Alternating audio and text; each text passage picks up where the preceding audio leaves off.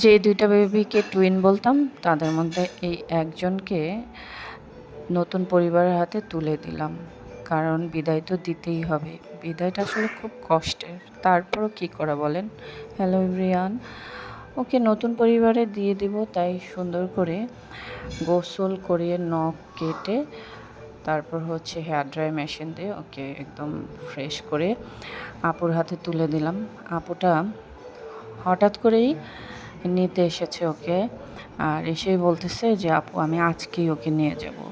মানে দেখতে এসেই ওকে এত ভালো লেগে গেছে যে উনি সাথে সাথেই নিয়ে যাবে বলে আমাকে বলল যে, "আপু ওকে গোসল করায় দেন, ওর নখ কেটে দেন, ওর কান পরিষ্কার করে দেন।" মানে সব কিছু করে দিতে বলল। তো ওরে আমি সুন্দর করে গোসল করে একদম হেয়ার ড্রাই মেশিন দিয়ে শুকিয়ে দিলাম যেন উনি বাসায় নিয়ে যেতে পারে। সে অপেক্ষা করছিল ওকে নিয়ে যাওয়ার জন্য। তো ওকে সুন্দরভাবে আমি সব কিছু করে রেডি করে দিলাম। বিদায়টা দিতে আসলে অনেক কষ্টের, কিন্তু কিছু করার নাই। কারণ আসলে এত বেবি তো আমি রাখতে পারবো না।